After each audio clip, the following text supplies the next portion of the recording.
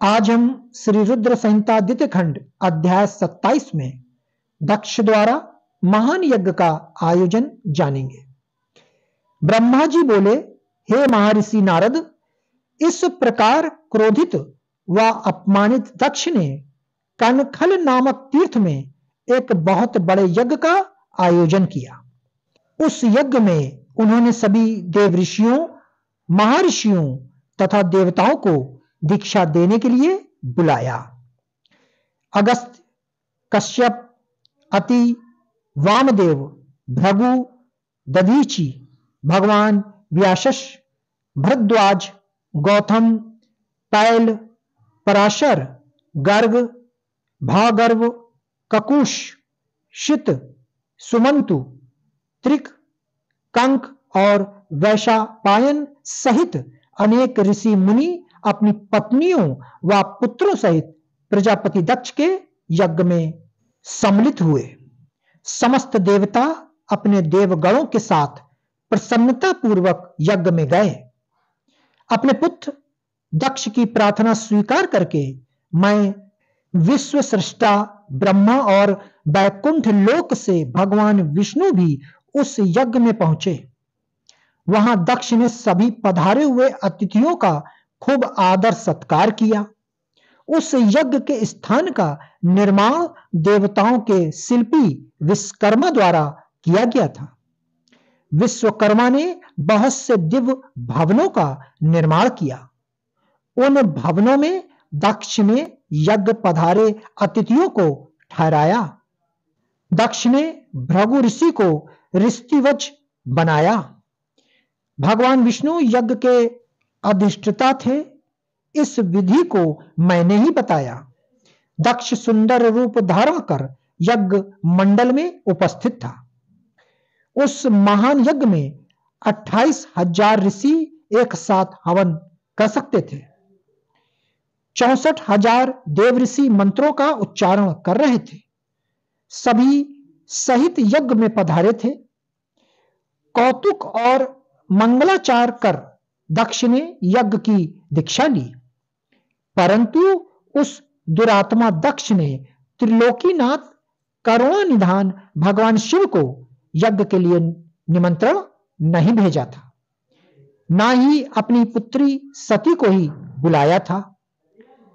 दक्ष अनुसार भगवान शिव कपालधारी हैं, इसलिए उन्हें यज्ञ में स्थान देना गलत है। सती भी शिव जी की पत्नी होने के कारण कंपाली भार्या हुई, अतः उन्हें भी बुलाना पूर्णतः अनुचित था। दक्ष का यज्ञ महोत्सव अत्यंत धूमधाम एवं हर्ष उल्लास से आरंभ हुआ। सभी ऋषि मुनि अपने अपने कार्यों में संलग्न हो गए। तभी वहां महर्षि दधीच पधारे। उस यज्ञ में भगवान शंकर को न पाकर दधीच बोले, हे श्रेष्ठ देवताओं और महर्षियों, मैं आप सभी को श्रद्धापूर्वक नमस्कार करता हूं। हे ज्येष्ठ जनों, आप सभी यहां इस महान यज्ञ में पधारे हैं।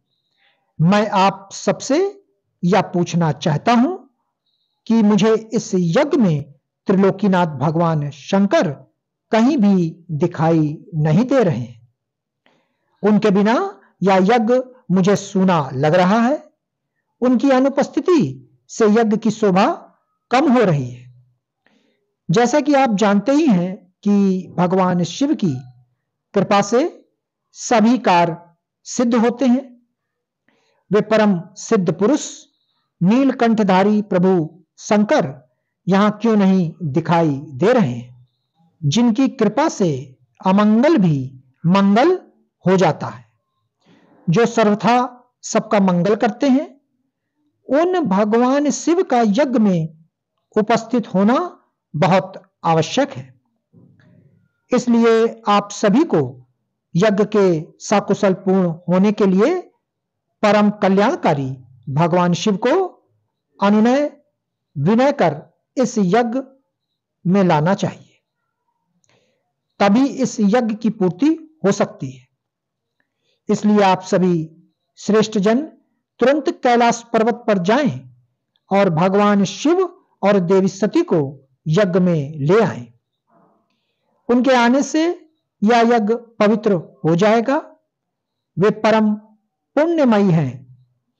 उनके यहां आने से ही यह यज्ञ पूरा हो सकता है।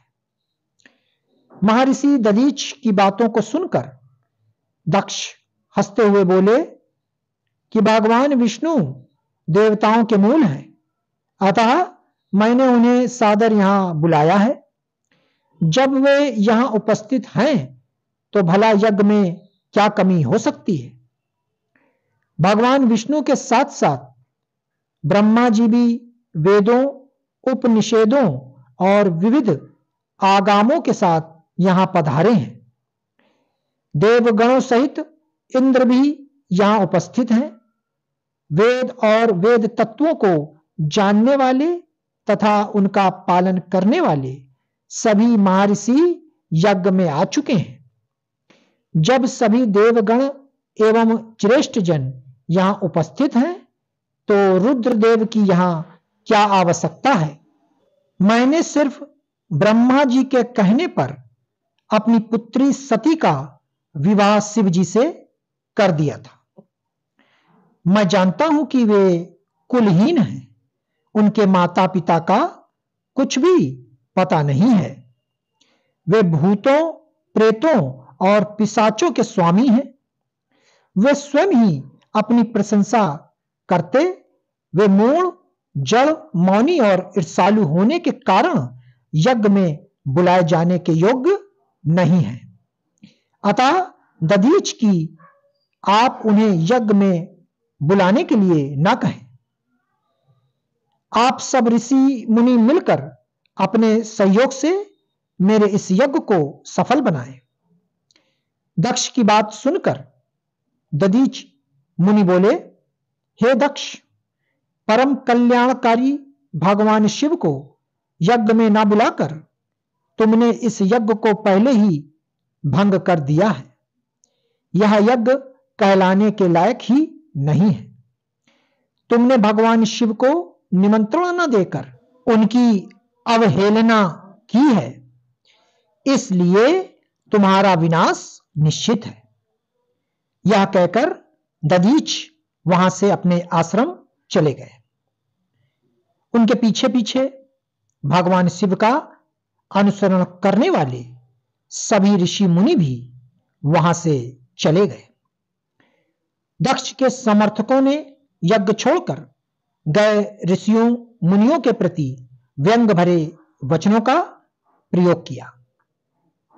इस प्रकार प्रसन्न होकर दक्ष बोलने लगे कि यह बहुत अच्छी बात है कि मंद बुद्धि और मिथ्यावाद में लगे दुराचारी मनुष्य सभी इस यज्ञ का त्याग करके स्वयं ही चले गए हैं। भगवान विष्णु और ब्रह्मा जी, जो कि सभी वेदों के ज्ञाता हैं और वेद तत्वों से परिपूर्ण हैं, इस यज्ञ में उपस्थित हैं। यही मेरे यज्ञ को सफल बनाएंगे। ब्रह्मा जी बोले कि दक्ष की ये बातें सुनकर वे सभी शिव माया से मोहित हो गए। सभी देवऋषि आदि देवताओं का पूजन करने लगे। इस प्रकार यज्ञ पुनः आरंभ हो गया। मुनिश्रेष्ठ इस प्रकार वहां यज्ञ स्थल पर रुके अनेक देवऋषि और मुनि वहां पुनः यज्ञ को पूर्ण कराने हेतु पूजन करने लगे। भक्तों, श्री रुद्र संहिता द्वितीय खंड अध्याय 28 को सुनना न भूलें। ओम नमः शिवाय।